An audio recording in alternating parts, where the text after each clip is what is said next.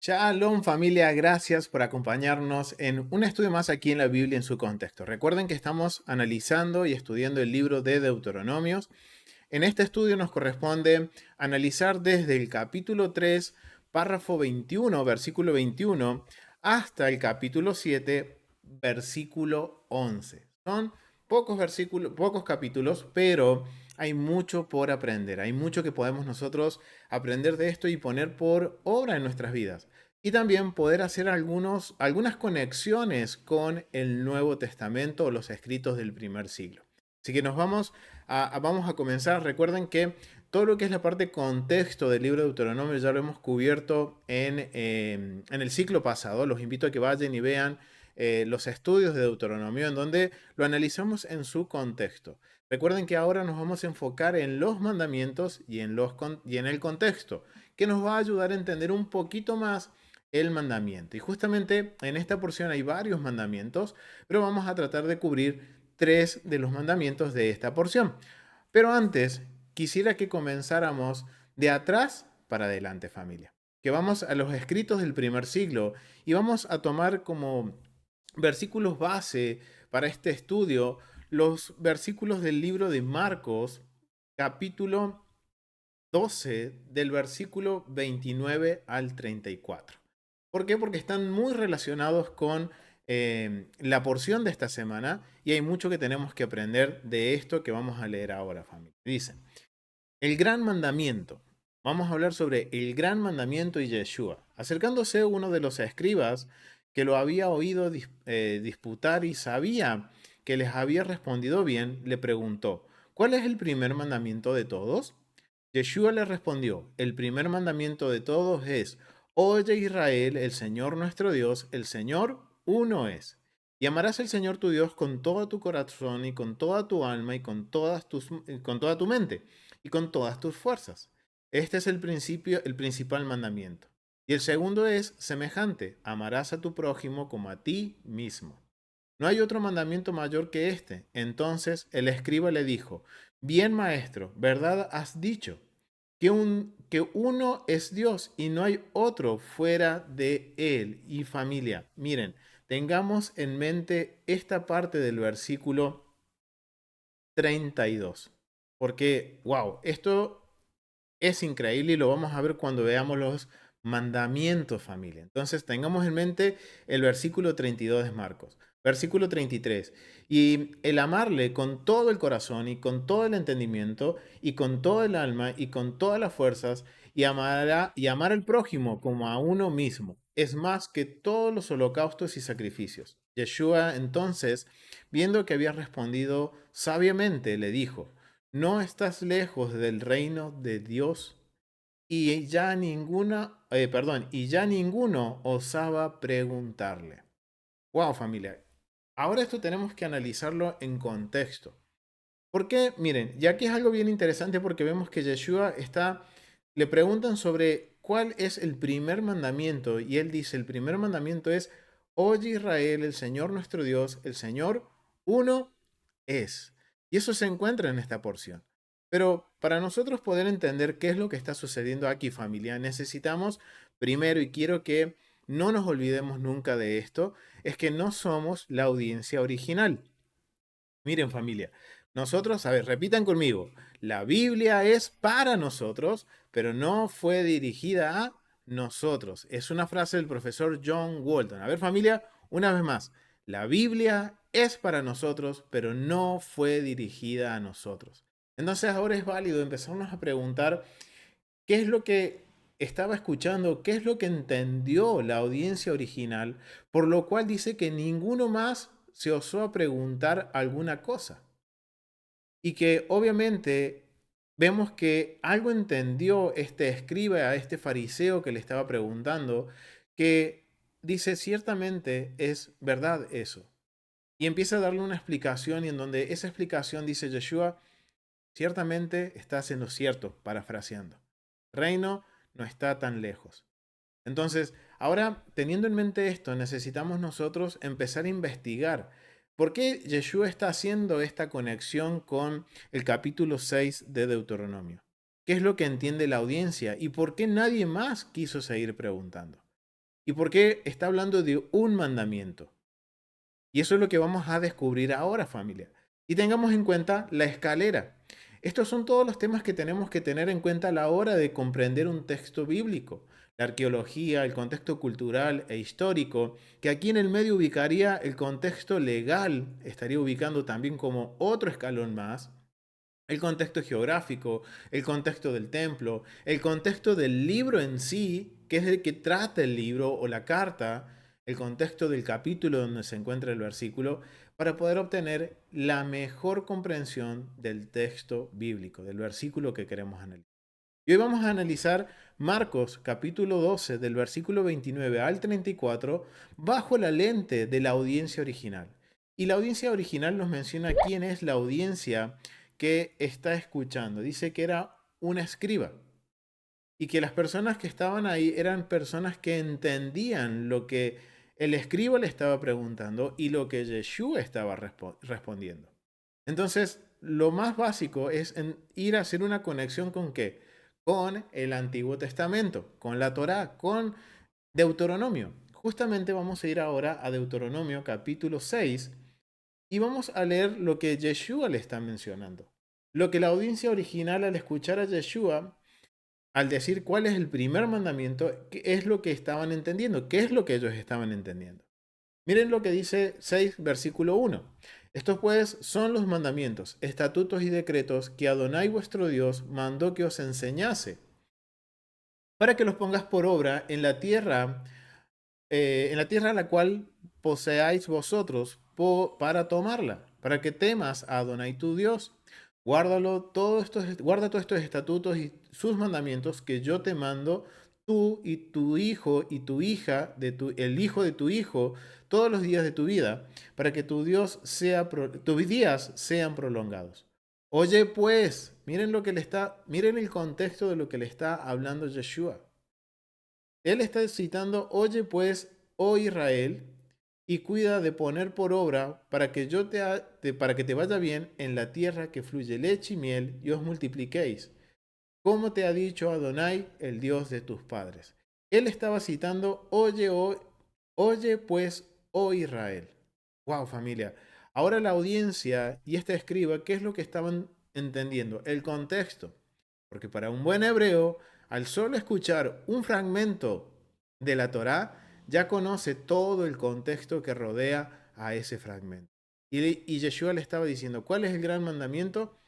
Básicamente es poner por obra los mandamientos y estatutos y decretos que vuestro Dios nos ha mandado.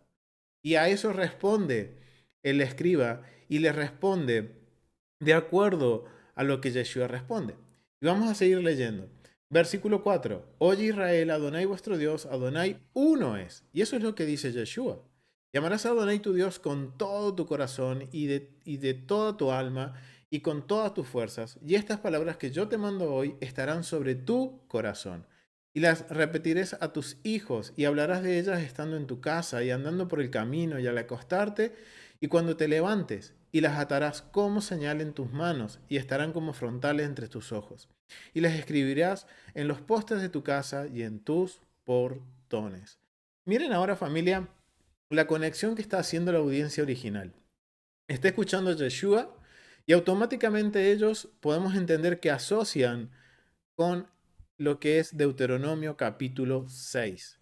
Y justamente con estos 7 primeros versículos del capítulo 6, en donde vemos que está él, oye Israel, Shema Israel, Adonai Eloheinu, Adonai Echad. Estamos hablando aquí, y esto es parte también cuando nosotros seguimos un protocolo de oración, también esto lo vamos a pronunciar en la mañana y a la noche. 2 veces al día estamos haciendo esta proclamación de que el Eterno es uno y Él, solamente Él es uno. Y que escuche Israel, el Eterno es uno. Y ahora es bien interesante porque están hablando de mandamientos. Y justamente dentro de estos 7 versos se encuentran tres mandamientos asociados con el Oye, oh Israel. Entonces, ahora podemos entender por qué también el escriba le pregunta sobre cuál es el gran mandamiento. Porque justamente dentro de estos 7 versículos hay tres mandamientos que vamos a analizar y tratar de entenderlos de acuerdo al contexto. ¿Por qué el Eterno da estos mandamientos? ¿Por qué estos se consideran mandamientos? ¿Y por qué, o más que nada, qué es lo que el Eterno pretendía de su pueblo? Recordemos que el libro de Deuteronomio es un libro que es un documento legal, que es la renovación del pacto. Yo los invito a que vayan y vean la introducción a Deuteronomios que hicimos en el ciclo pasado para tener mayor contexto y saber de que todo el libro de Deuteronomio es legal. Está confeccionado como un acta legal o de convenio o de pacto del antiguo Medio Oriente. Y esta viene a ser una de esas cláusulas que nos marca esta conexión con el antiguo Medio Oriente. Pero es bien interesante lo que el Eterno pretende hacer con su pueblo. Entonces vamos a analizar los mandamientos. El primer mandamiento se va a encontrar en el verso 4, cuando dice, escucha, oh Israel, Adonai es nuestro Dios. Adonai, uno es. Ese es un mandamiento. Es el primer mandamiento que se va a encontrar dentro de estos 7 versículos. Y dice, la esencia del mandamiento es creer que en la absoluta unicidad de Adonai y que estamos totalmente subordinados a Él. Miren cuál es la esencia, de reconocer de que Dios es el único creador, que Él es soberano, nada más que Él. Leyes que afectan a este mandamiento o que comprenden este mandamiento. Este mandamiento difiere, miren lo que dicen los sabios, difiere al mandamiento 25. Ahora, ¿cuál es este mandamiento 25? Vamos a ir al mandamiento 25, que se encuentra en Éxodo capítulo 20, versículo 2. Yo soy Adonai tu Dios que te saqué de la tierra de Egipto. La esencia de este mandamiento, vamos a analizarlo para tenerlo en cuenta y saber por qué los sabios hacen una diferencia entre este mandamiento y el Oye Israel, el Eterno uno es. La esencia del mandamiento 25, del que se encuentra en Éxodo capítulo 20, versículo 2, la esencia es un mismo creer en la existencia, es un mandamiento creer en la existencia de un creador omnipotente, Adonai o Hashem, quien es la fuerza que dicta todas las leyes naturales y que Él sostiene y provee a todas las criaturas. Miren esto, familia, que tenemos que tener en cuenta.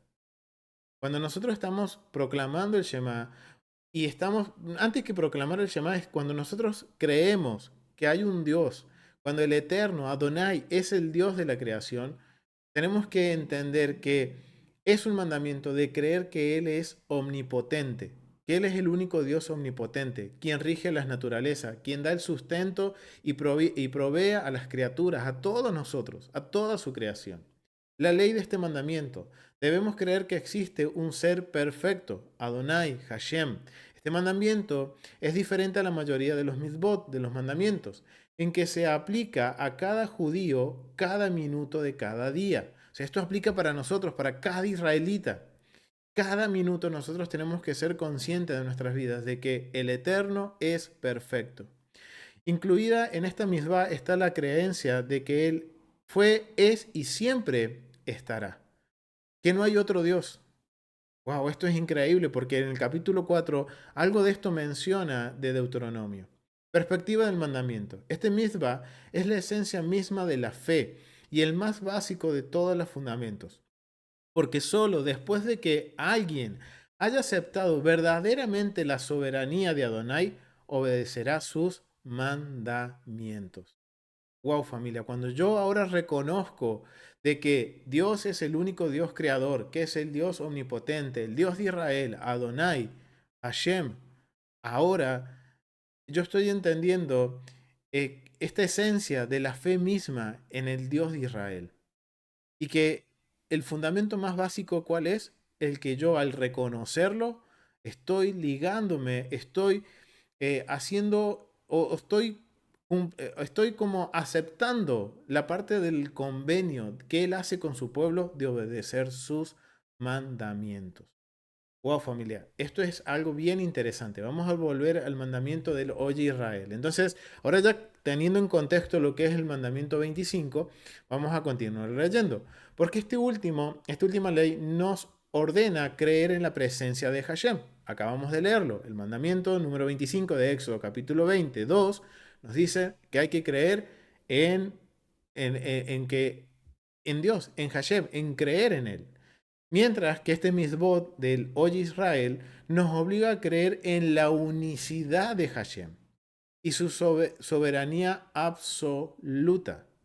O sea, nos está diciendo no solo es creer, sino que también que existe un Dios, sino que ahora es solamente es creer que existe un Dios único, que no hay otro Dios ni en la tierra ni en los cielos.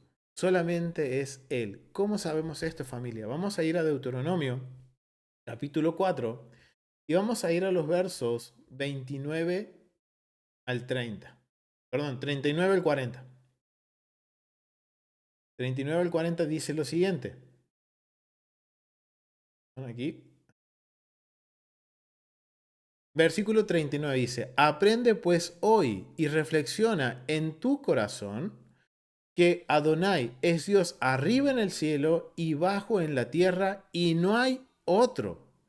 Y guarda sus estatutos y sus mandamientos, los cuales yo te mando hoy, para que te vaya bien a ti y a tus hijos después de ti, y prolongues tus días sobre la tierra que Adonai tu Dios te da para siempre. Miren familia, ya unos capítulos antes, y es bien interesante porque en este capítulo le está diciendo a Israel, nos está diciendo a nosotros, hey, hay una versión que es la de Dios habla y me gusta mucho porque dice, grábate bien en tu mente de que hay un solo Dios en los cielos y abajo en la tierra hay un único Dios y que debemos guardar sus mandamientos. Es algo que tenemos que grabarlo bien en nuestras mentes, familia. O sea, miren qué interesante. Y esto ahora podemos entender cuando leemos Marcos capítulo 12, cuando en el versículo 32, miren la respuesta que le daba el, el escriba. Dice, entonces el escriba le dijo, bien maestro, ¿verdad has dicho que uno es Dios y no hay otro fuera de él? Le está respondiendo ahora con Deuteronomio capítulo 4 del verso 39 al 40. Wow, familia, vemos como ahora el Mesías no está descartando la Torah, no está descartando los mandamientos, sino que él está diciendo, hay un gran mandamiento, ¿cuál es? Poner por obra esos mandamientos. Oye Israel, escucha a nuestro Dios, uno es. Y es justamente lo que estamos nosotros analizando en este momento, en donde vemos que el mandamiento es no solo creer que existe un Dios, sino que reconocer también de que Él es el único Dios, que no hay otros dioses. Y esto va a marcar una gran diferencia con el mundo del antiguo Medio Oriente. Porque, tristemente, la cosmovisión del antiguo Medio Oriente era que existían múltiples dioses, dioses buenos y dioses malos. Y el mundo se debatía entre los buenos y lo malo, entre los dioses buenos y los malos. Era un caos cósmico, una guerra cósmica. Pero ahora el Eterno dice, hey Israel, tienen que reconocer que yo soy uno. Es un mandamiento. No podemos tener una mentalidad dividida en que existe un mundo bueno y un mundo malo. Dice el Eterno, yo soy el único Dios soberano y no hay nadie más. Al decir el nombre de Hashem, uno debe tener en cuenta que Hashem o Adonai fue, es y será siempre el Todopoderoso sobre el mundo. Al decir la palabra Ehad, y esto es, los sabios dicen que hay que pronunciarla bien, porque una letra que se cambie en esta palabra puede significar lo contrario. Entonces dice, al decir la palabra ejad, se debe prolongar el sonido de la letra d para tener tiempo suficiente para contemplar a Hashem, para contemplar que Hashem gobierna sobre los 7 cielos y una tierra, y reina sobre los 4 rincones del universo. Por eso es importante que cuando pronunciamos, pronunciar de la forma correcta. El ejad, principalmente el ejad, porque es el que dice es uno. Y miren, la palabra ejad está hablando del eterno. Se aplica para el eterno. Es la unidad del eterno, la perfección del eterno. Wow, esto es bien increíble, familia, Porque ahora nos tenemos que preguntar, ¿por qué el Eterno entonces está dando este mandamiento? ¿Por qué le pide a Israel, nos pide a mí y a ti que estás del otro lado, que reconozcamos que Él es uno y que no hay otro Dios, que no tengamos que tener una mentalidad dividida entre que existen los dioses del inframundo como el antiguo Medio Oriente y un Dios bueno? El Eterno dice, yo soy el único, no hay otro Dios. ¿Por qué? Y ahora tenemos que entonces indagar sobre el contexto para entender por qué el Eterno dice, esto es un mandamiento. ¿Por qué el mandamiento es, escucha Israel, el Eterno uno es? Vamos a ir, quiero compartirles algo de esta información con respecto al contexto que proviene de varios recursos que hablan sobre el libro de Deuteronomio. Uno es el libro de Deuteronomio por Peter C. Craig, es muy buen recurso. Y miren lo que a mí me llamó bastante la atención sobre esto porque es como una introducción al contexto cultural, para poder ahora entender por qué nos dice y por qué ahora esto del Shema Israel es tan importante. Porque recuerden que esto está haciendo, digamos, esto es una oración que debe proclamar el pueblo después de haber escuchado por segunda vez el decágolo, las 10 palabras, los 10 mandamientos. Y es interesante porque el capítulo anterior está hablando sobre los 10 mandamientos. Una vez que se termina de hablar los 10 mandamientos, Moisés les dice al pueblo, esta es una ¿qué? Confirmación de que ustedes aceptan el pacto, el convenio.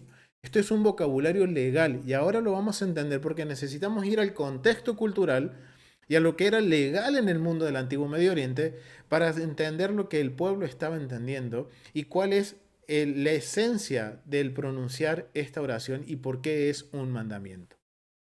Entonces miren lo que dice el libro de Deuteronomio de Peter C. Craig, dice lo siguiente.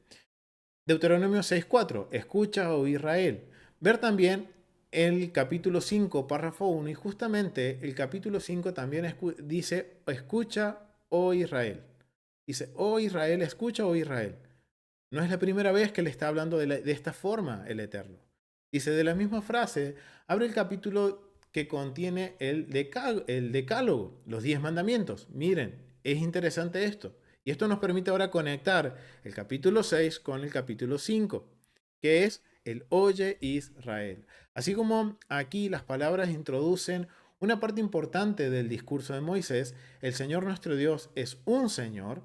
El hebreo en este punto se puede traducir de varias maneras diferentes y es posible que uno tenga la intención de ser un nombre o un título de Dios.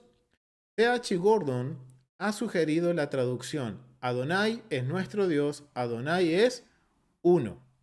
Estas palabras, que han sido llamadas el dogma monoteísta fundamental del Antiguo Testamento, tienen implicancias tanto prácticas como teológicas.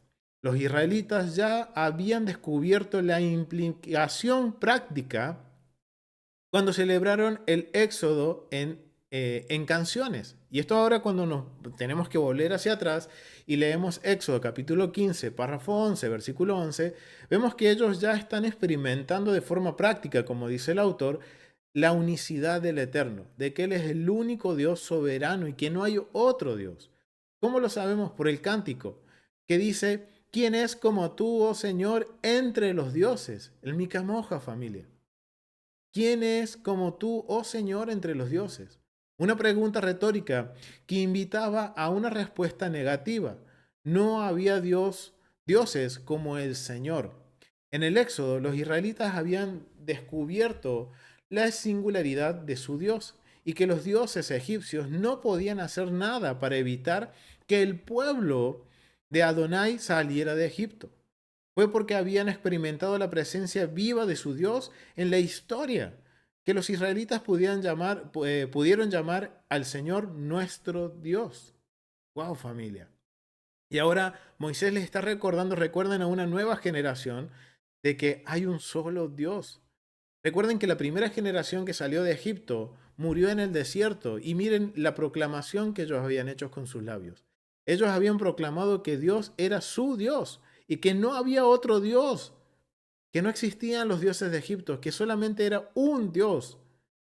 Pero vemos en la historia de Israel que esta primera generación termina haciendo lo contrario y muere en el desierto. Por lo tanto, la unidad y la realidad del Señor eran conocimiento práctico para el pueblo. Era algo que ellos lo experimentaron, lo vivieron y por eso entonaron estos cánticos. Estos cánticos es bien interesante porque esto nos tiene que hacer meditar en lo que canto, en lo que pronuncio, en tener la reverencia correcta y ser consciente de que muchas veces lo que canto estoy yo haciendo un compromiso con el Eterno, aceptando el compromiso, aceptando de que Él es Dios. Pero también hubo implicaciones teológicas. Y el contexto de este versículo indica su fuente como una revelación directa de Dios. La palabra expresa no solo la singularidad, sino también la unidad de Dios, como un Dios o el único. Cuando habla, no había otro como un Dios o el único. Cuando hablaba, no había otro que contradecía. Cuando prometía, no había otro Dios que revocara la promesa. Cuando advirtió, no había otro que proporcionara refugio de su advertencia. Wow, familia, y esto nos tiene que a nosotros, tenemos que analizar esto y meditar en esto, familia. Porque cuando Él dice que Él es único, quiere decir que no hay otro fuera de Él. Y que no hay nadie quien se oponga, que no hay nadie quien revierta lo que Él ya ha dicho. No fue simplemente el primero entre los dioses, como Baal en el panteón cananeo, o Amón-Ra en Egipto, o Marduk en Babilonia. Por ejemplo, él era el único Dios y como tal era omnipotente. Eso es el Eterno, es único Dios. En cambio, miren la diferencia con los dioses del antiguo Medio Oriente. Dicen que eran el primer Dios, Baal, Amón-Ra, Marduk. Pero el Eterno es único. Es una gran diferencia con los otros dioses. Fue este todopoderoso Dios único quien impuso a Israel el encargue de amarlo, revelando así otro aspecto de su carácter. Wow, y el amor, y lo vamos a analizar un poquito más, vamos a ver que no es algo como nosotros creemos que es el amor, que es algo sentimental, es algo pasajero. No, el amor en el antiguo Medio Oriente representa un vocabulario legal. Entonces vemos que hay una diferencia entre el Dios único de Israel y el primer Dios de las naciones. ¿Qué quiere decir esto? Que para Israel hay un solo Dios y nada más. Para las naciones hay un Dios principal, pero rodeado de otros dioses.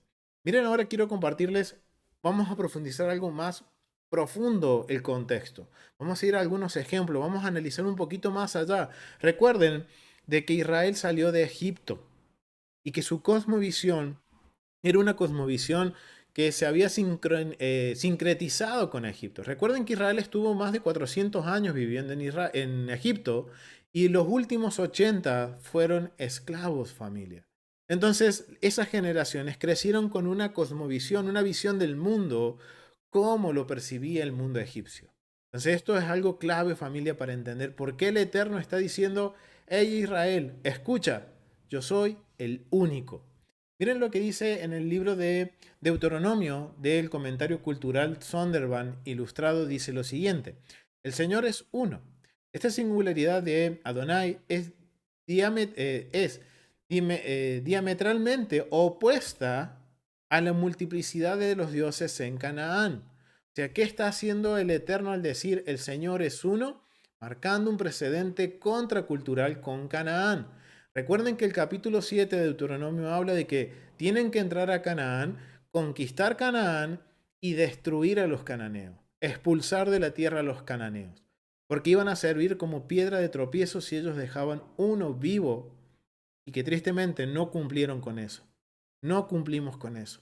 Entonces vemos que el Eterno le está haciendo bien claro, diciéndoles: hey, escucha Israel, oye Israel, yo soy el único Dios, yo no soy igual que los dioses de Canaán, mi pueblo es distinto al pueblo que habita en la tierra que ustedes van a poseer.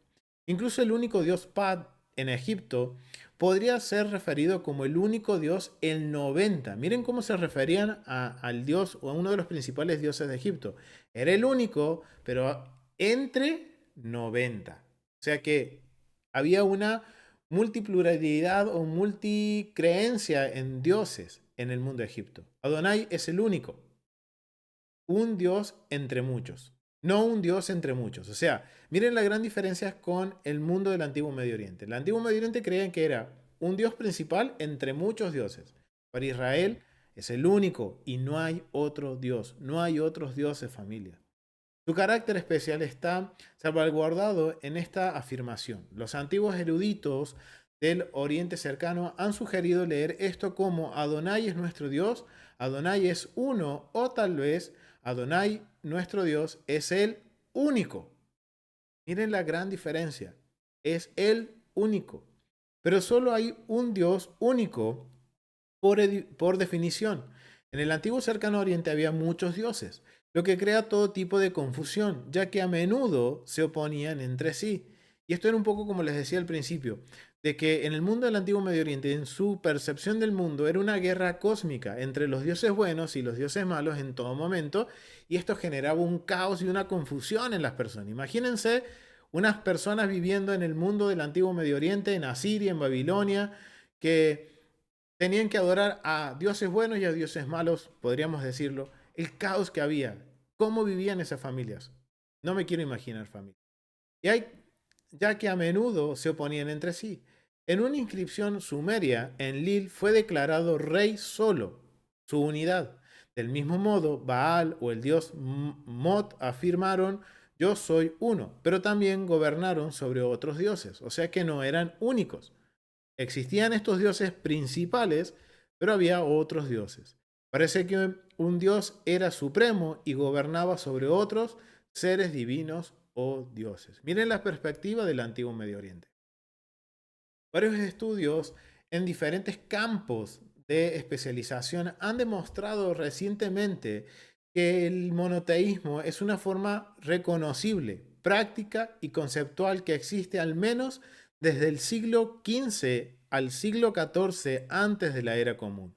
En Egipto, un himno a Amón, que se calcula que es de entre el 1500 al 1400 antes de la era común, o sea, en el mismo periodo en que Israel sale de Egipto, porque se calcula que también fue entre el 1500 y el 1400 aproximadamente que Israel sale de Egipto. Y en la misma, podríamos decir, era, existe este himno a Amón, que dice lo siguiente: muchos antes de la revolución religiosa de Akenatón en la religión egipcia, que fue en el 1350 al 1340, establece a Amón como creador de otros dioses.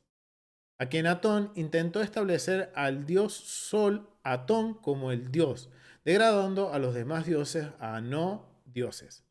Baines, que es un comentarista, reconoce el monoteísmo de Akenatón en Egipto como quizás el único caso de monoteísmo real. Prop argumenta, que es otro comentarista, argumenta convincente pero cautelosamente una presencia monoteísta en el segundo milenio. Rechaza los argumentos de que el monoteísmo israelita fue un producto de la era post-exílica, o sea, cuando vuelven de Babilonia después del 586 al 345 antes de la era común.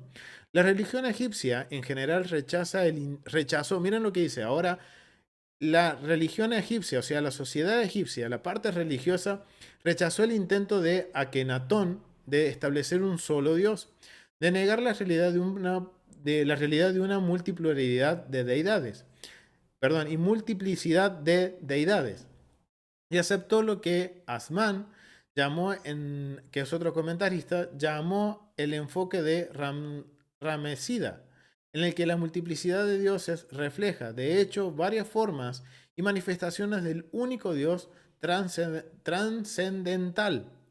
Amón fue el apogeo del pensamiento religioso del antiguo Egipto. Él fue el creador de sí mismo, que formó un propio cuerpo. Miren lo que dice que Amón hizo. Él fue el creador de sí mismo, que formó su propio cuerpo, el primer creador que nunca nació, sin paralelo y que supervisa todo. Miren cuál era la perspectiva. Que había un Dios creador y que había otros dioses que él regía y esos dioses regían a la humanidad. Recordemos que la perspectiva de los seres humanos en el antiguo Medio Oriente es que habíamos sido creados para ser los esclavos de todos estos dioses. Y esta es la gran diferencia con Israel. Entonces vemos que el Eterno que está haciendo, marcando cuando Él dice yo soy el único Dios, le está diciendo no existe otro Dios en la tierra, perdón, y en el cielo que solamente yo. No hay una multiplicidad de dioses. No es cada piedra, cada árbol, cada río un Dios. ¿Qué es lo que vemos en Egipto? Yo soy el único y rijo sobre todas esas cuestiones naturales. Y esta es la gran diferencia. Y por eso es una proclamación que nosotros hacemos, que reconocemos que Dios es el único Dios sobre toda la creación, que no hay otro Dios. Entonces esto nos tiene que hacer meditar, familia, cuando hay cosas que le atribuimos a cosas que no tienen nada que ver. Eso está diciendo que nuestra mente está dividida y vemos que vamos en contra del mandamiento. Es bien interesante porque vemos que este mandamiento, tanto como el mandamiento 25 que habla de creer que existe un Dios, no solo es creer, sino que es estar firmes y decir, sí, existe un Dios y es el único, que no hay otro Dios, como dice Deuteronomio capítulo 4. En los cielos y en la tierra no hay otro Dios. Y no habla de más nada. O sea que la perspectiva del inframundo para Israel no debe de existir, que era lo que sucedía en el antiguo Medio Oriente. O es algo que tenemos que meditarlo, familia. Y ahora entendemos por qué el Eterno dice, es un mandamiento, reconocer que yo soy único. Porque ahora cuando estudiamos la historia de Israel, vamos a ver que Israel siempre cayó en lo mismo, en la idolatría. Se permitió corromperse, no solo en el desierto, sino que ya cuando estuvo en la tierra se corrompió más de una vez. Cuando leemos los profetas, vamos a ver que ellos se corrompieron, Israel se corrompió por adorar a otros dioses, por reconocer de que, por romper precisamente este mandamiento de reconocer que había otros dioses y que no Dios era el único. Wow, es bien interesante ahora poder comprender mucho más en el contexto por qué el Eterno dice este es un mandamiento y por qué nosotros lo proclamamos 2 veces al día, cuando nos levantamos y cuando nos acostamos. Bien, ese es el primer mandamiento que está dentro de estos 7 versículos. Hay un segundo mandamiento que es el mandamiento en el capítulo 6, párrafo 5. Y amarás a Adonai tu Dios. Ahora vamos a enfocarnos en esto de lo que es el amor. ¿Qué es el amor para el mundo del antiguo Medio Oriente? ¿Qué es el amor para nuestro mundo y nuestros tiempos? El amor para nuestros tiempos es básicamente algo sentimental. Algo que está relacionado con los sentimientos, con las emociones, con el que te quiero, pero hoy me caíste mal, no te quiero, entonces ya no te amo. Wow, o sea, no genera ningún tipo de compromiso. Pero en el antiguo Medio Oriente, el término amor era un término legal. No estaba basado en emociones, no estaba basado en sentimientos, sino que estaba basado en obediencia, lealtad, fidelidad y que obviamente procurar el bienestar del otro. Eso era el amor. Era un término que era representación de que una parte había entrado en convenio con otra y porque habían estado en convenio, ese amor iba a ser medido por su obediencia y su compromiso a cumplir el convenio. Eso es lo que está hablando de amor, familia. Y esto es algo bien interesante que tenemos que entender cuando dice en el capítulo 6, párrafo 5, y amarás a Hashem, a Adonai tu Dios, con todo tu corazón, con toda tu mente, con toda tu alma. Ok, ese amar no es que, ay, hoy amo, yo hoy siento que te amo. No, es un vocabulario de convenio, familia. Miren lo que dice el mandamiento. La esencia de este mandamiento es un misbah, canalizar todos nuestros deseos y emociones hacia el amor a Hashem. Interesante. Las leyes. El verdadero amor a Adonai, solo se puede lograr cuando uno está completamente y continuamente involucrado con Él. Wow, familia. Y todo lo demás en la tierra se considera tribal.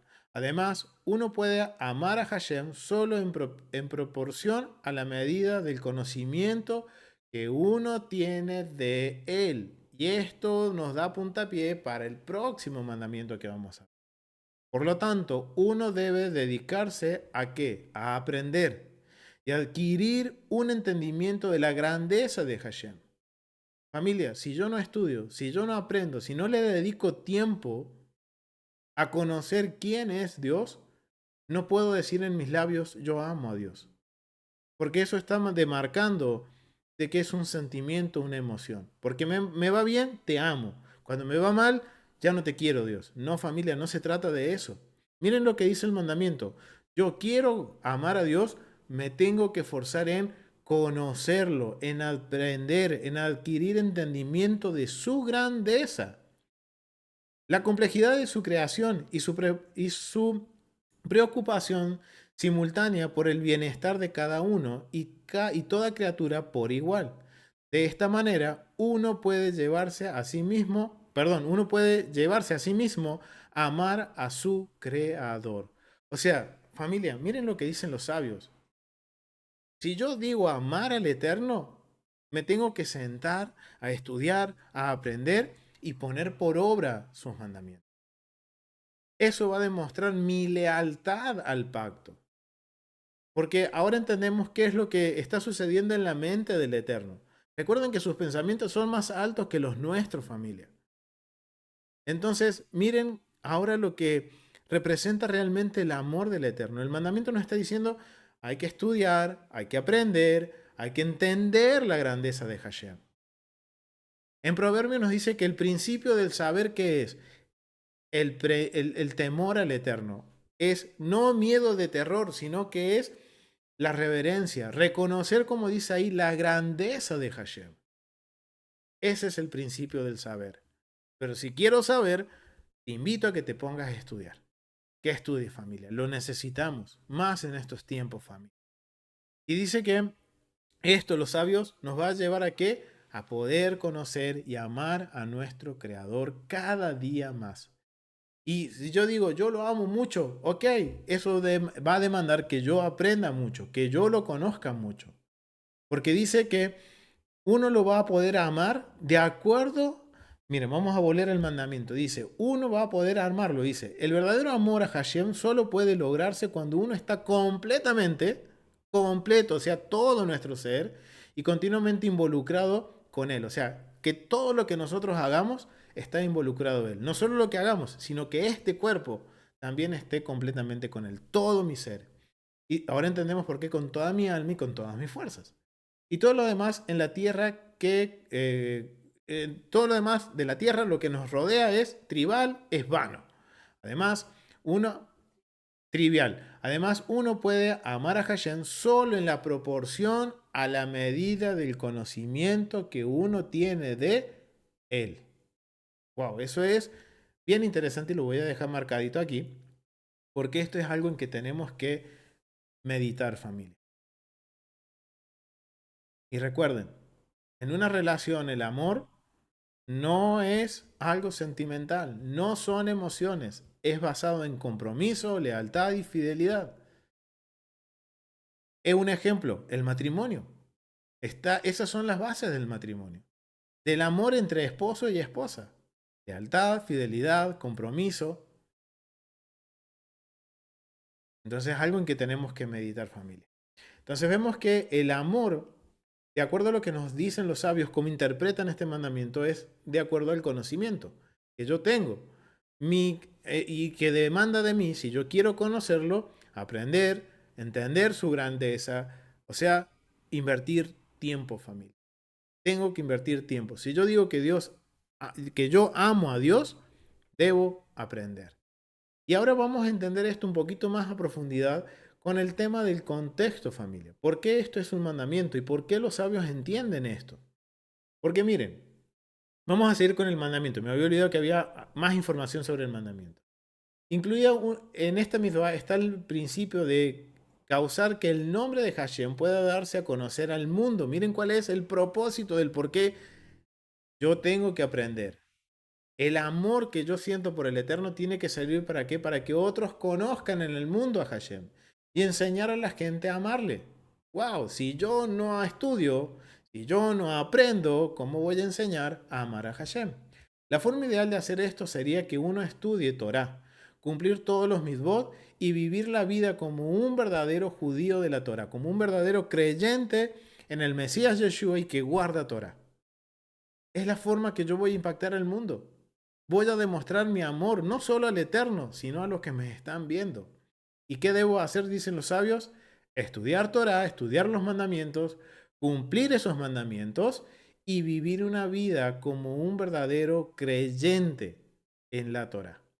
La protección ganada de tal forma de vivir eventualmente hará que otros se den cuenta de cuán justo y buenos son los caminos de la Torah de Hashem. O sea, familia, tú y yo somos los embajadores.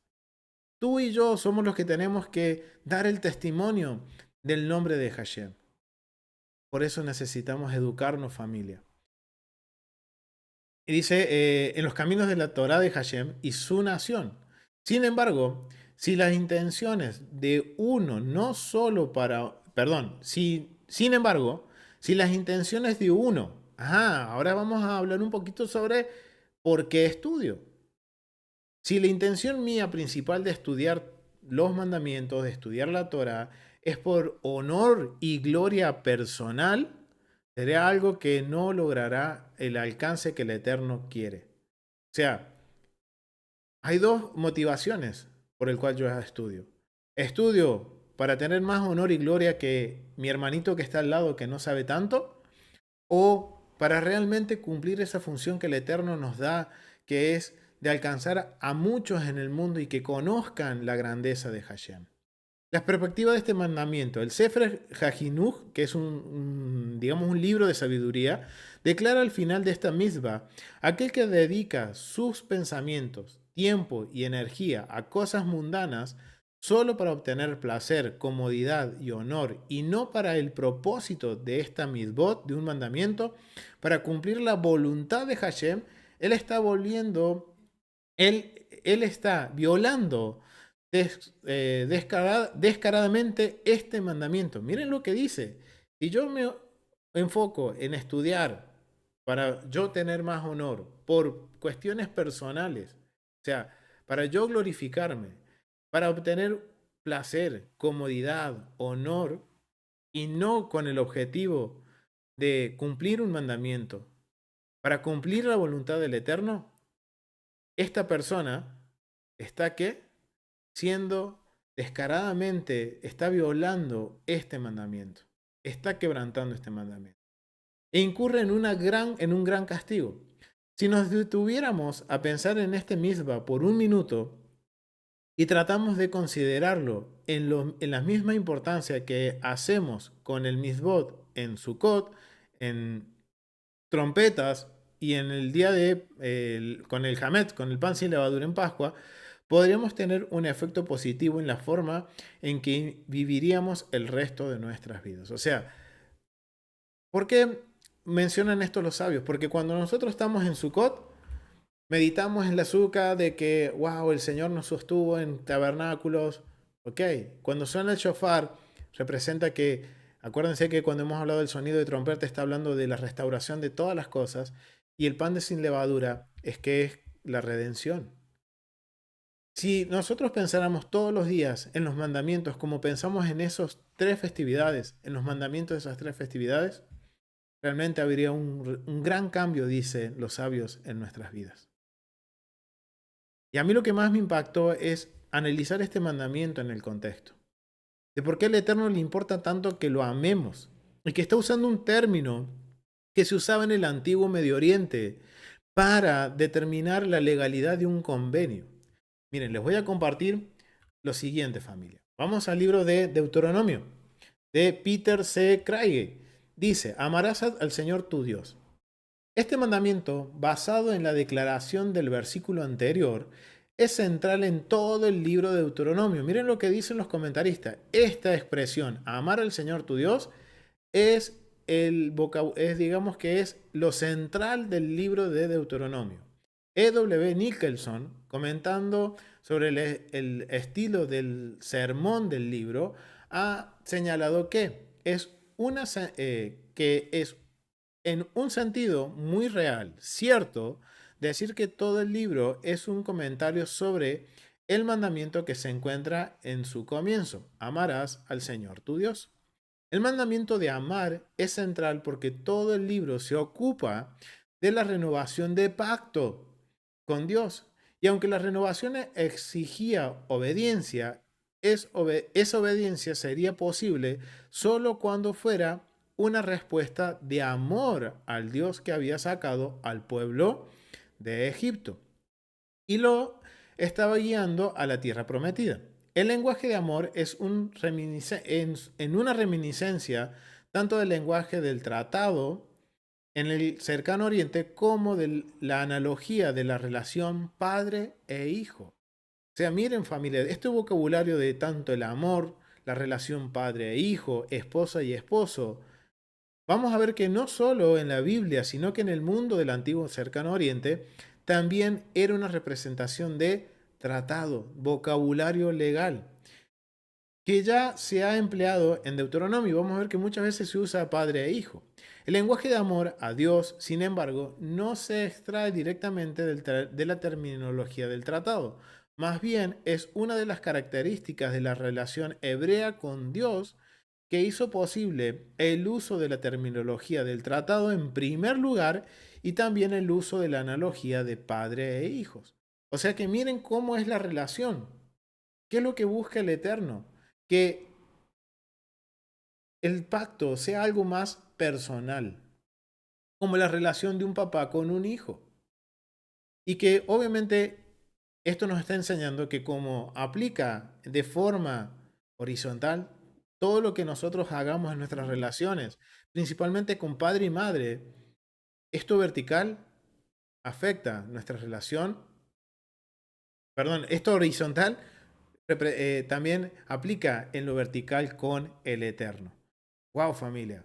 Y estamos hablando, acá nos está dando algunas luces de que el vocabulario de amor está relacionado al pacto, igual que el vocabulario de padre e hijos. El mandato de amar se basa en el precedente del amor de Dios que se había mostrado a los israelitas principalmente en el Éxodo. Esto tenemos que ahora, ¿por qué el Eterno saca a su pueblo de Egipto? ¿Por amor a qué? Por la lealtad al pacto que había hecho con Abraham, Isaac y Jacob. Y ese es el amor, es la lealtad. Eso es lo que se entendía en el contexto del antiguo Medio Oriente. Y lo que Israel estaba entendiendo cuando hablaban del amor a Dios o la relación de padre e hijo. Y en un contexto más amplio, en una elección y llamamiento desde el tiempo de Abraham. La gente fue llamada a amar a Dios con todo su ser, con todo su corazón y con toda su alma y con todas sus fuerzas. El amor que todo lo aborrece por Dios el amor que todo lo abarca, por Dios, debía encontrar una expresión en una obediencia voluntaria y gozosa de los mandamientos. Miren, esto es un comentarista que es cristiano. Este tema se desarrolla en los siguientes 4 versículos. Vamos a leer esto de vuelta. El amor que todo lo abarca por Dios debía encontrar su expresión en una obediencia voluntaria y gozosa de los mandamientos de Dios. Wow, familia. Es como yo voy a demostrarle amor al Eterno. Si yo digo, amo al Eterno y no obedezco los mandamientos, o reniego de los mandamientos y no lo hago con gozo, ahora entendemos que no estamos amando a Dios, familia. Miren lo que dicen Deuteronomios en el comentario ilustrado de Sondervan. El mandato de Dios de amarlo exige un amor decidido, un corazón enfocado y centrado solo en Él. Y wow, familia, hay algo que me está llamando mucho la atención aquí, es que está muy presente el corazón. Desde el versículo, porque dice, amarás a tu Dios con todo tu corazón, con toda tu alma y con todas sus fuerzas. Los comentaristas están usando este término también del corazón. algo voluntario, algo gozoso, de hacer las cosas de forma voluntaria y gozosa. Está hablando de que de la intención de nuestros corazones, el por qué obedezco, por qué hago las cosas para el Eterno. Entonces, el mandato de Dios de amarlo exige un amor decidido, o sea, una lealtad decidida, un corazón enfocado y centrado solo en Él como Dios. El concepto del corazón es central en la antropología teológica del antiguo cercano oriente, o sea, de la percepción de la sociedad o cómo el mundo funcionaba en el mundo de la teología, o sea, de cómo se relacionaban con sus dioses en el antiguo cercano oriente.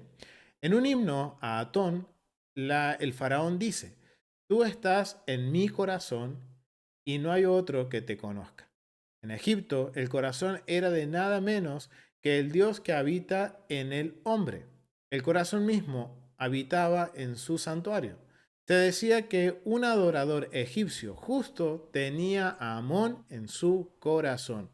Wow, familia, miren, ahora entendiendo de dónde salió Israel, ¿y cuál era la perspectiva de tener a su Dios en su corazón?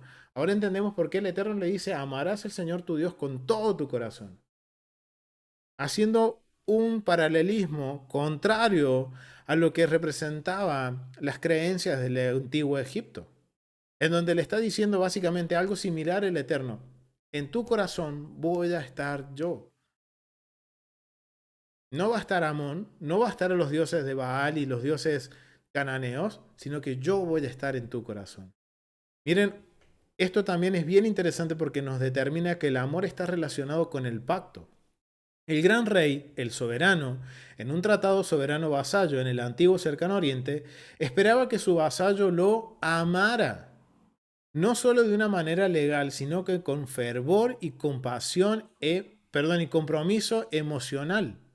O sea que con todo su ser, ¿qué esperaba cuando el rey hacía un convenio con su súbdito, con su siervo? Que ese siervo sea recíproco con el rey a través de qué? Mostrando su amor, su lealtad. Y miren cómo dice, no solo de una manera legal, o sea, diciendo, bueno, ok, como el rey me dio, bueno, yo voy a cumplir con lo mío. No, el rey esperaba que que lo hiciera con fervor y con compromiso emocional. O sea, que con todo su ser se notara en ese vasallo que con todo su ser estaba agradecido con su rey por el beneficio que había recibido. Algo en que pensar, familia. La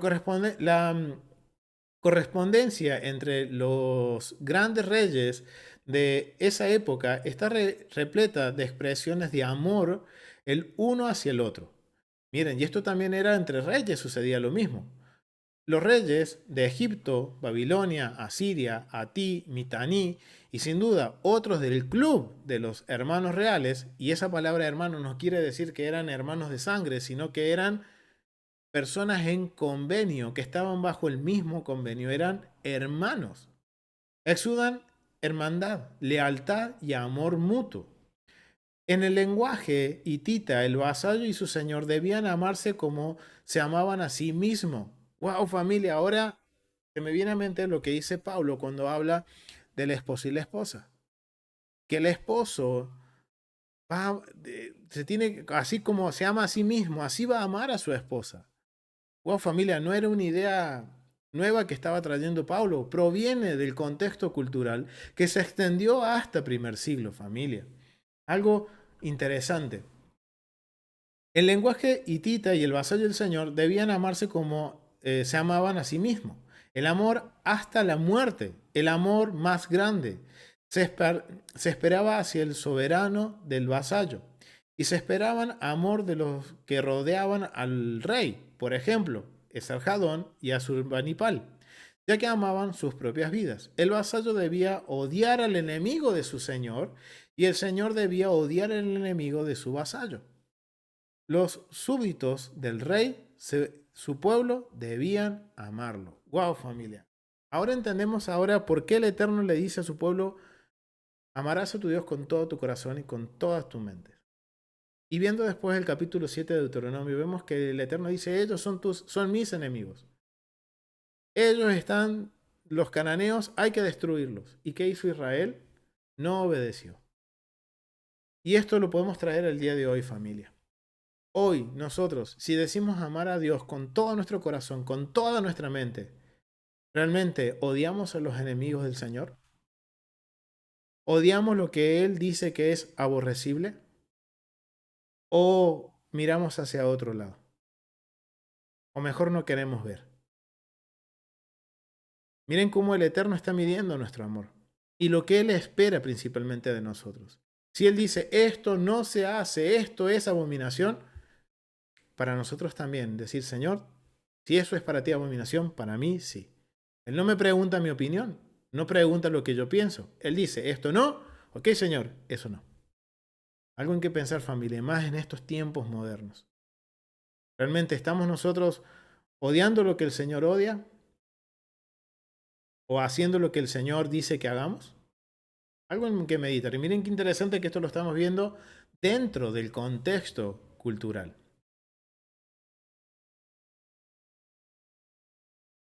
Y aquí es bien interesante porque la pregunta es, ¿por qué el corazón? ¿Por qué el Eterno dice en el corazón? ¿Y por qué los comentaristas también están hablando mucho sobre el corazón? Ahora vemos que el amar a Dios es una cuestión legal. Es como yo voy a ser agradecido con el Eterno, como yo voy a demostrar reciprocidad al Rey por los beneficios recibidos. En nuestro caso, el haber recibido la promesa de la vida eterna a través de Yeshua, de traer libertad a mi vida, sacarme de la muerte y regalarme sus mandamientos para que yo pueda aprender y ponerlos por obra. Ahora, ¿cómo yo voy a demostrar ese amor? Y él dice, pondrás esto sobre vuestro corazón. Con toda tu mente y con toda tu alma amarás a tu Dios. Ahora vamos a responder entonces esta gran pregunta. ¿Por qué el corazón? ¿Qué representaba el corazón? ¿Y por qué el Eterno dice que yo en tu corazón voy a reinar? Yo soy el único Dios. Miren lo que dice el comentario de Deuteronomio, de Sonderberg. El corazón, en el sentido de la razón y las funciones cognitivas, es, como mucho, el órgano corporal más importante mencionado en el Antiguo Testamento. Más de una vez vamos a ver que se menciona el corazón. En la literatura ugarítica, el corazón a menudo se emparejaba con el hígado como los órganos internos de la alegría y la risa. Su uso en la traducción de Gibson retrata el corazón como el asiento de las emociones y los sentimientos. En la teología menfista de Memphis, en Egipto, el corazón del dios Pad funciona como un centro de pensamiento conceptual y sentimiento a través de los sentidos. El corazón está emparejado con la lengua, ¡wow!, y el control de todas las extremidades. La lengua repite lo que el corazón formula, mientras que el corazón recoge la información de todos los sentidos. ¡Wow, familia! Yeshua dice algo similar a esto. Cuando dice que del corazón el hombre habla. El hombre habla de lo que hay en su corazón. ¡Wow, familia! Miren de dónde proviene. Y es algo cierto. Si realmente el Eterno está en mi corazón, Él está reinando en mi corazón. Y vamos a usar el vocabulario que estamos aprendiendo hoy, de que Él es el único Dios en mi corazón. Y reconozco que Él es el único Dios y no hay otro. ¿Qué voy a hablar? ¿Qué voy a emanar de mí? Buena pregunta, ¿no? Y si Él no está, ¿qué estoy emanando? Entonces dice que la lengua dice repite lo que el corazón formula, mientras que el corazón recoge información de todos los sentidos. Poner palabras en el corazón y el alma se expresa en juramentos de la lealtad del antiguo cercano oriente, como en los tratados hititas de Mursilis II y los juramentos de lealtad al rey asirio Esarhadón. En un íntimo texto didáctico de sabiduría del año 900 al 500 a.C., un padre, miren lo que dice, un padre, Kanak, instruye a su hijo a escuchar sus palabras, para conocerlo, para ponerlas en su corazón.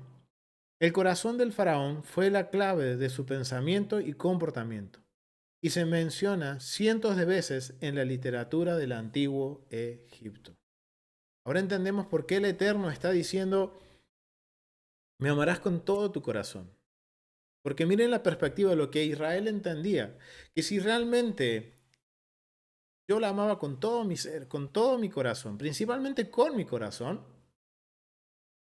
dice que iba a emanar al Eterno, iba a ser un reflejo, iba a reflejar su luz.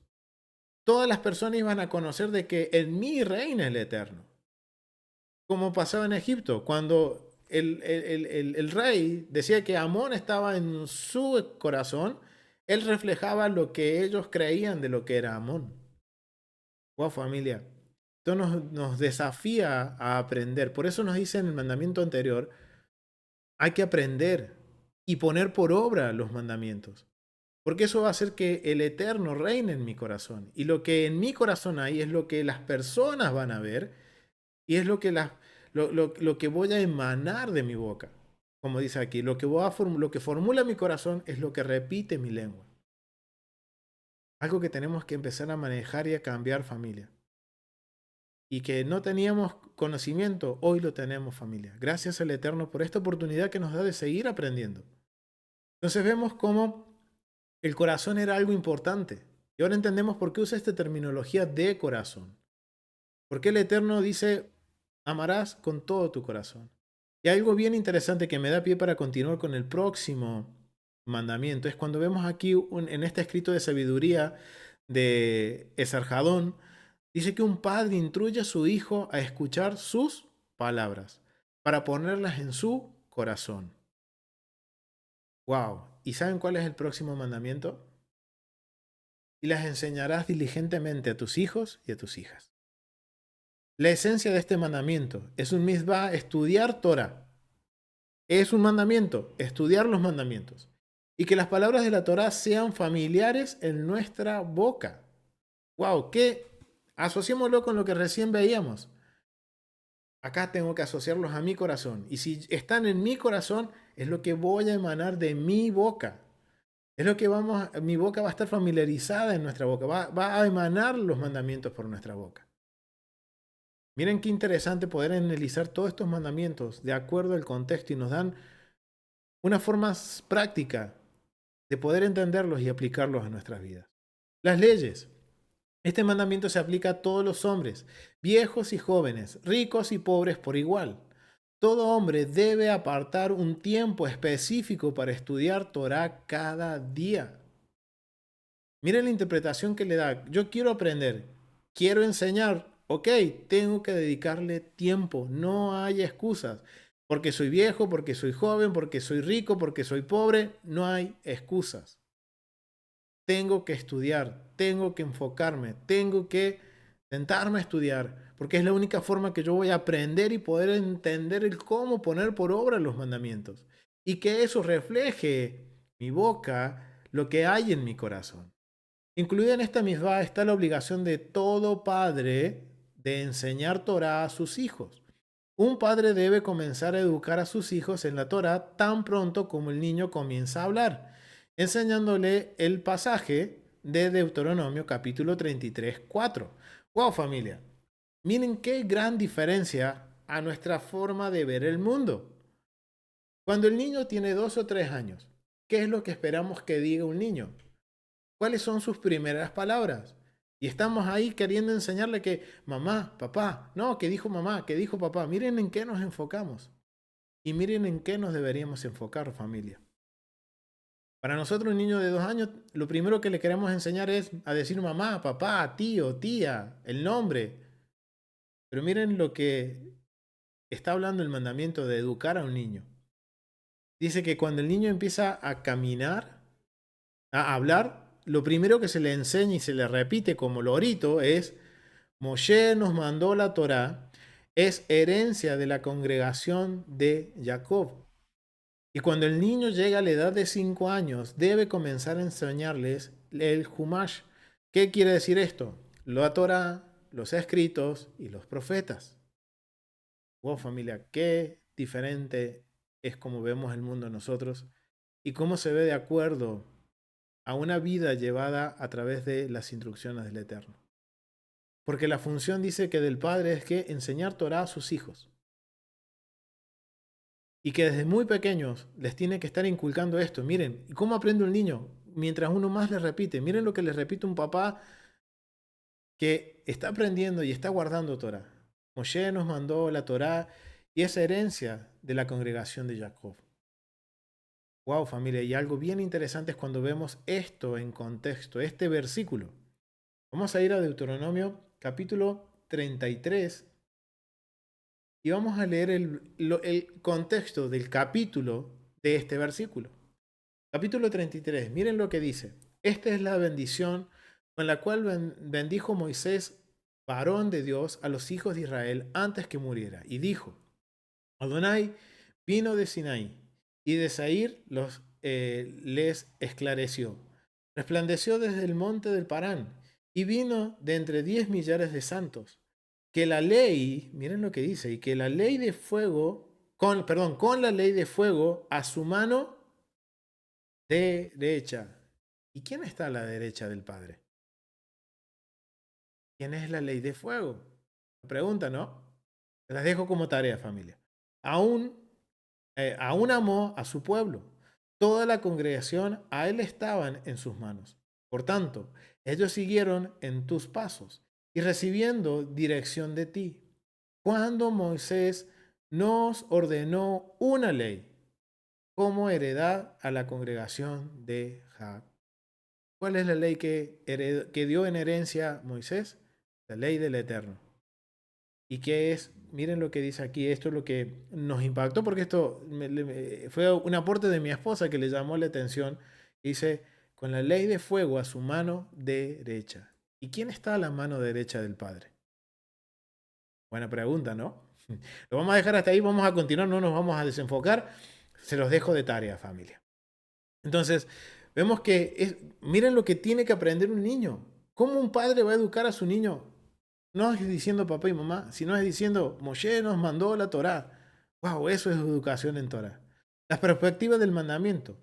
Los comentarios de la Gemara, Baba Basra 21a, que no era, es un libro de sabiduría, dice que no eran para Yehoshua ben Gamala, la Torá habría sido olvidada ante el pueblo judío. La Torá ordenó que un padre enseñara Torá a sus propios hijos. Sin embargo, ese niño, no teniendo padre o cuyos padres fueran indoctos, crecían sin ser enseñados. Hasta que Rabí Yehoshua ben Gamala introdujo a un nuevo sistema, por lo cual todos y cada uno de los pueblos nombraron Meladim, o sea, maestros, para enseñar Torah a todos los niños a partir de los 6 o 7 años. O sea que desde que el niño empieza a hablar hasta los 6, 7 años, ¿quién es el que enseña? Es papá y mamá. ¿Y esto cómo lo sabemos? Cuando Pablo habla a Timoteo que le dice, esfuérzate y guarda todas las palabras que tu abuela Loisa y tu madre Eunice te han enseñado. Persevera en eso. ¿Y qué les puede haber enseñado su abuela y su madre? La Torá. Recordemos que Timoteo, su padre era griego, pero su madre era judía. Y correspondió en la parte de la mamá enseñarle al papá. Así que no hay diferencia entre si es mamá o papá. Si no hay papá, está mamá y enseña mamá. Siempre, si no hay un él, va a haber un ella. Así que las animo, mujeres y hombres también, a estudiar la Torah y enseñarlas a sus hijos y educarlos en la Torah. Entonces dice que Yehoshua ben Gamala había entonces diseñado un sistema en donde a partir de ahora iban a haber maestros que iban a enseñar a los niños desde los 6 a 7 años. Este es el primer sistema de yeshiva tal como lo conocemos hoy, de las escuelas de Torah, como las escuelas que vemos que envían nuestros hermanos mayores a sus hijos a aprender los mandamientos y la Torah. Wow, familia, esto es bien interesante. Algo que a mí me impactó mucho fue esto de ver de que la educación viene de casa. La esencia de una sociedad viene de la casa, de la educación de los hijos, de los niños en la casa. Y si se educasen en Torah, serían niños justos, sería una sociedad justa. Es bien interesante y más aún lo vamos a comprender cuando vamos al contexto. Miren lo que dice con respecto a esto. ¿Por qué? Porque ahora esto no es solo que es el compromiso de que las generaciones futuras eh, aprendan los mandamientos de Dios, sino que también este es un lenguaje legal, familia. Y si yo estoy en pacto, yo voy a querer que mis hijos, mis nietos y mis bisnietos y las generaciones que sigan en el mismo pacto. Y miren lo que se entendía de acuerdo al contexto cultural. Impartirlas en sus hijos. La inclinación de principios morales y sabidurías en la juventud se practica ampliamente en el antiguo cercano oriente. O sea, miren, no solo era algo de Israel, sino que todas las sociedades, cómo ellos se aseguraban de que sus jóvenes, sus generaciones por venir, siguieran el mismo camino que sus padres, era enseñándole lo que los padres habían aprendido, de generación en generación. Por eso el Eterno dice, le enseñarás a tus hijos esto que hoy estamos viendo. Escucha Israel, Señor nuestro Dios, uno es, y le enseñarás todos estos mandamientos a tus hijos. ¿Por qué? Porque miren lo que sucedía en Egipto. La enseñanza y la instrucción se utilizaba desde al menos desde el 2500 antes de Cristo, antes del Mesías, hasta la época de Ptolomeo, años 300 antes de la era común. Se prepararon reglas de conducta y aprendizaje para los hijos, desde cuestiones morales hasta protocolo real. Los niños fueron entrenados en el hogar o en el palacio del rey. Ahora entendemos por qué, ahora podemos volver a Éxodo y entender por qué Moisés, cuando fue adoptado, fue educado en los palacios del rey. El orden y la verdad y la justicia, todos juntos equivalen al Ma'at, o podríamos decir como a la excelencia de egipcio. Eran importantes. Cuando leemos Proverbios del capítulo 1 al 9, presentan una sabiduría que se asemeja al Maat egipcio. Existe una relación especialmente estrecha entre Proverbios capítulo 22 al 23. No lo vamos a leer porque no nos va a dar el tiempo, pero se los dejo de tarea, familia. Y la enseñanza de Amenempap. O sea, podemos ver que cuando estudiamos cómo enseñaban a sus hijos los egipcios y vemos el libro de sabiduría de los proverbios, va a haber algunas similitudes en cuanto a la forma de enseñar. Pero vemos que siempre el Eterno marca un precedente contracultural. Del mismo modo, en Mesopotamia, la literatura sumeria incluye el consejo de un padre a su hijo. Varias obras famosas de carácter didáctico provienen de Mesopotamia. Las palabras de Aikar anuncia, aunque existen en el texto, en textos de 500 a.C. o antes del Mesías, ciertamente fueron compuestos mucho antes de la época de Sarjadón, del 680 al 669. La repetición de la boca y la copia del texto y la disciplina estricta, la vara, y esto me hace acordar a mi suegra. ¿Saben lo que ella sabe decir este dicho? La vara con sangre, la palabra, la letra, perdón, es que era justo mi esposa. La letra con sangre entra. Wow, familia. Miren cómo se disciplinaban. Era de antiguo Medio Oriente mi suegra. Poquito ahí me llega a escuchar, me mata. Bueno, dice la repetición de la boca y la copia del texto. Wow, familia, ¿qué le pedían al rey? ¿Cuál era una de las obligaciones del rey de Israel? Copiar un texto de la Torah. Y la disciplina estricta, la vara, o sea, de toda forma tenía que aprender. Y hoy pasa lo contrario, familia. Hoy tristemente vemos niños haciendo lo que quieren. Fuera de los dos principales medios pedagógicos para impresionar, un plan de estudio deseado en un instituto o niño. Esto se hizo tanto en el hogar como en cualquier lugar de aprendizaje disponible. O sea, tanto en la escuela como en la casa se seguía la misma metodología. Repetición, copia y si había mucha rebeldía, la vara. La letra con sangre entra. Sabio consejo de una mamá. Las condiciones y estipulaciones del pacto se transmitieron para que las generaciones siguientes las conocieran. ¡Wow, familia! Miren ahora, las condiciones y estipulaciones del pacto se transmitieron para que las generaciones siguientes las conocieran. O sea que era parte o condición de un pacto de que el padre enseña a sus hijos esas condiciones, para que éstas perduraran de generación en generación y las persiguieran diligentemente y, por supuesto, con fines políticos. Esarhaddon declara una maldición sobre cualquiera que no transmitiera las tradiciones y condiciones de sus tratados vasallos.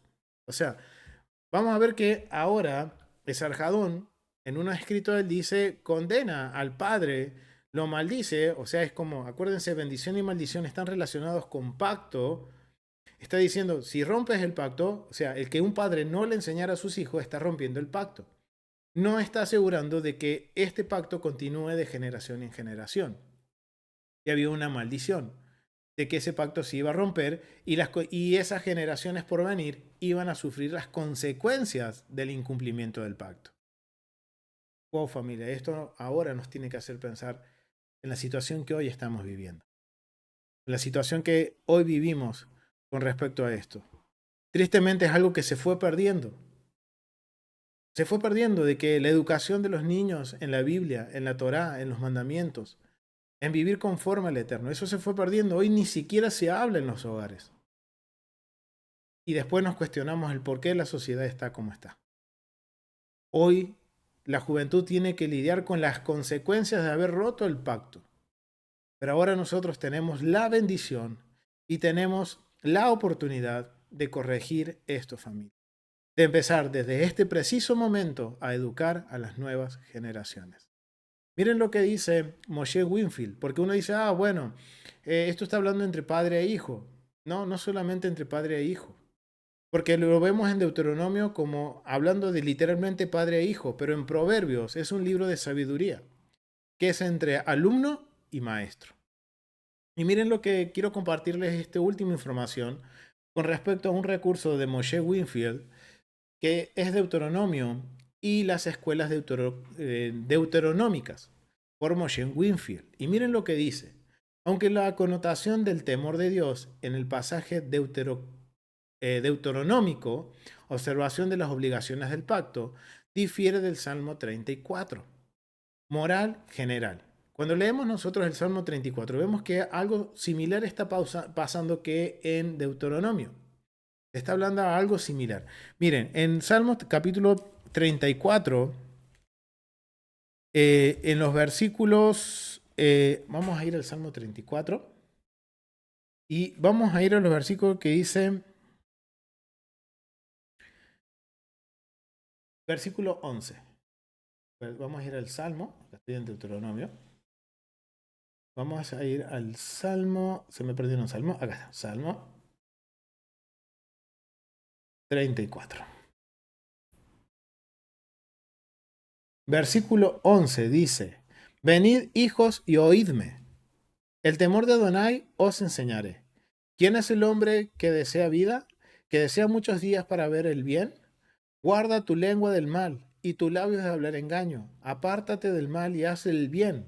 Busca la paz y síguela. Los ojos de Adonai están sobre los justos y atentos a sus oídos y sus oídos al clamor de ellos. La ira de Adonai contra los que hacen mal, para cortar de la tierra la memoria de ellos. Clamen los justos y Adonai oye y los librará de todas sus angustias. Cercano está Adonai a los quebrantados de corazón, wow, otra vez el corazón, y salva a los contrictos de espíritu. Vemos cómo, aquí como dice Moshe Winfield, está mencionando, haciendo un paralelismo entre lo que acabamos de leer en Deuteronomio con el Salmo 34. En Deuteronomio está hablando de todos los mandamientos. En el Salmo 34 está hablando por el contexto de las cuestiones morales en general, que están relacionadas con los mandamientos, porque los mandamientos nos enseñan a tener una conducta moral correcta. La motivación es idéntica en ambos pasajes, vida y bien. Ambos pasajes se enmarcan como discursos educativos del padre a su hijo, siendo la última diferencia, la única diferencia estilística, o sea, podemos decir narrativa, de estilos, en el Salmo 34. Hijos, es una metáfora para estudiantes, mientras que en Deuteronomio, hijo significa literalmente el hijo del padre. Que el discurso del padre al hijo en Deuteronomio tiene mucho en común con el discurso del maestro a su alumno en la literatura sapiencial o de sabiduría. Es bastante complicadito Moshe Wilfield, pero bueno, digamos, la literatura sapiencial, vamos a usar términos intelectuales, o vamos a decir de sabiduría, se vuelve particularmente claro cuando comparamos Deuteronomio capítulo 6, del 6 al 9, 11, del 18 al 20, con Proverbios 6, 20, 22, 7, 3, 8, 34. Vamos a ver que, miren, esto no queda, esto no, bueno, como no soy papá, no voy a educar. Hey, sí, nuestro deber es educar. Seamos papá, no seamos papá, tenemos que educar a las generaciones por venir. Mi función es educar familia. Y esta es mi función. De enseñar lo que el Eterno dice que es moralmente correcto, los mandamientos. Y por eso voy a hacer mucho hincapié en eso. Y no voy a pedir perdón por eso, familia. Entonces, vamos a comparar esto. Deuteronomio, los versículos que nos dicen.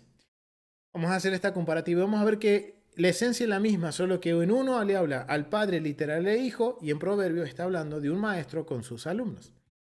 Y estas palabras están sobre, en Deuteronomio, estas palabras están sobre tu corazón y las enseñarás diligentemente a tus hijos, y hablarás de ellas cuando te sientes en tu casa y cuando andes por el camino, cuando te acuestes y cuando te levantes. Y las atarás como señal en tu mano y estarán como frontales entre tus ojos. Vamos a Proverbios. Hijo mío, guarda los mandamientos que de tu padre, y no abandones la enseñanza de tu madre. Átalos a tu corazón siempre. Átalos alrededor de tu cuello.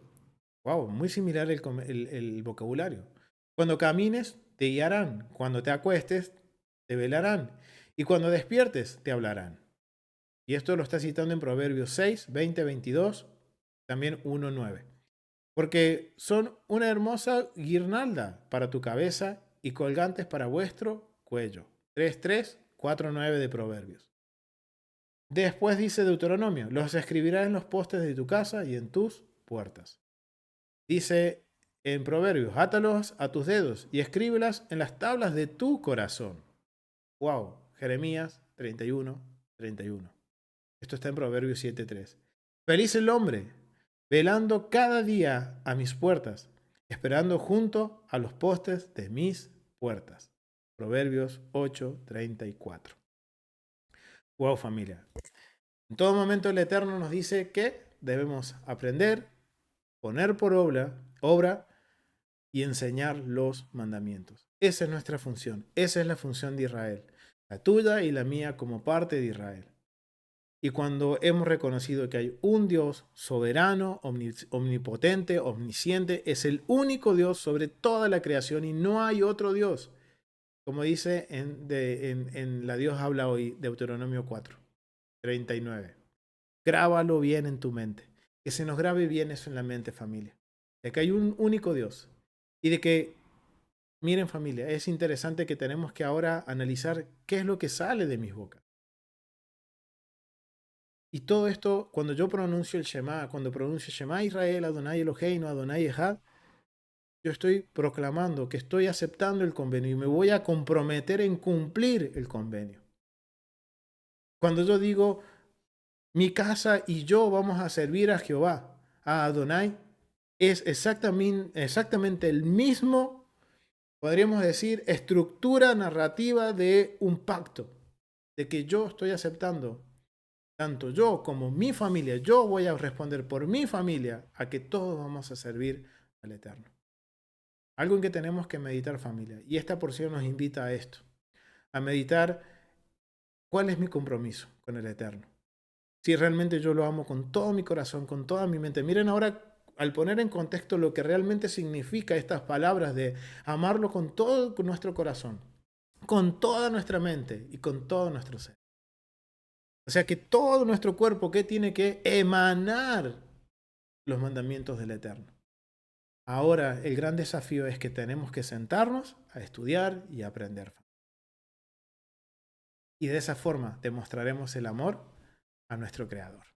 Lo vamos a dejar hasta aquí, familia. Gracias por acompañarnos en este estudio. Continuaremos en el próximo estudio descubriendo más de Deuteronomio en contexto y los mandamientos. Gracias por acompañarnos y cualquier cosita pueden comunicarse con nosotros, dejarnos sus mensajitos. Te invito a que te suscribas, que compartas estos videos y nos apoyes a seguir compartiendo las buenas nuevas de nuestro Mesías Yeshua y el pacto que el Eterno ha hecho con su pueblo. Y si quieres ayudarnos de otra forma, debajo en la cajita de descripciones se encuentran los métodos o los medios por los cuales puedes ayudarnos a seguir llevando este mensaje adelante. Shalom familia, nos vemos en el próximo estudio.